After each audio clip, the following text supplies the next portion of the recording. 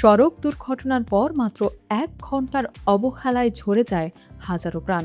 কিন্তু এবার মহাসড়কে আমূল পরিবর্তন আসছে। জয়দেবপুর থেকে রংপুর প্রতি ১০ কিলোমিটারে আপনার সুরক্ষায় প্রস্তুত থাকবে আধুনিক অ্যাম্বুলেন্স, তাও আবার সম্পূর্ণ বিনামূল্যে। কিভাবে? আমাদের দেশে সড়ক দুর্ঘটনার পর আহত ব্যক্তিকে দ্রুত হাসপাতালে পৌঁছানো সবসময় একটা বড় চ্যালেঞ্জ। অনেক সময় জ্যাম, দূরত্বের জটিলতা বা সঠিক সময়ে অ্যাম্বুলেন্স না পাওয়ার কারণে হাসপাতালে নিতেই রোগীর অবস্থা আশঙ্কাজনক হয়ে পড়ে।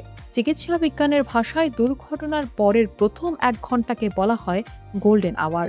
এই সময়ের মধ্যে চিকিৎসা শুরু করা গেলে বেশিরভাগ মানুষের জীবন বাঁচানো সম্ভব।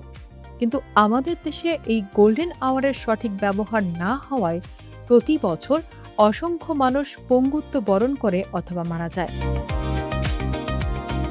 এই সংকট দূর করতে দেশে প্রথমবারের মতো চালু হচ্ছে সমন্বিত দুর্ঘটনা পরবর্তী জরুরি সেবা বা পোস্ট ক্র্যাশ রেসপন্স।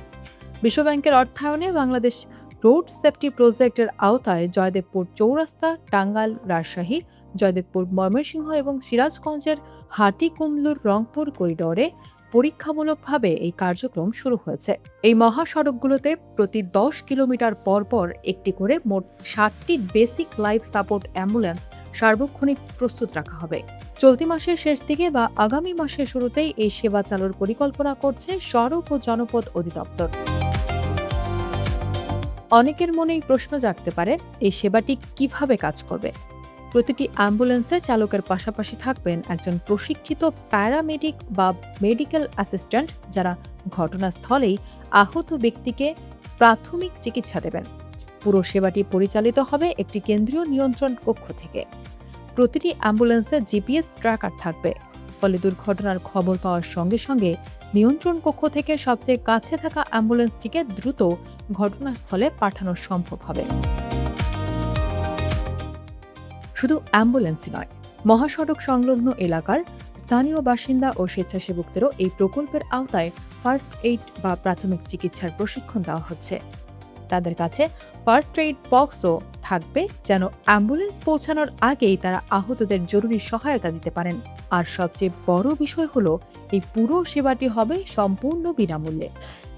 আহত ব্যক্তি বা তার পরিবারকে এর জন্য কোনো টাকা দিতে হবে না।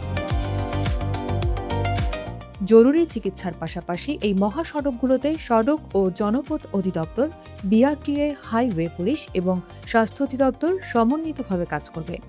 সড়কের নকশা উন্নয়ন, স্পিড ট্র্যাকিং, সিসি ক্যামেরা ও আধুনিক প্রযুক্তির মাধ্যমে সার্বক্ষণিক নজরদারি করা হবে। কর্মকর্তারা জানিয়েছেন, এই পরীক্ষামূলক প্রকল্পের অভিজ্ঞতা সফল হলে পর্যায়ক্রমে দেশের সব মহাসড়কে এই সমন্বিত জরুরি সেবা সম্প্রসারণ করা হবে। এটি আমাদের সড়ক যোগাযোগ ব্যবস্থার সুরক্ষায় একটি ঐতিহাসিক পদক্ষেপ হতে যাচ্ছে।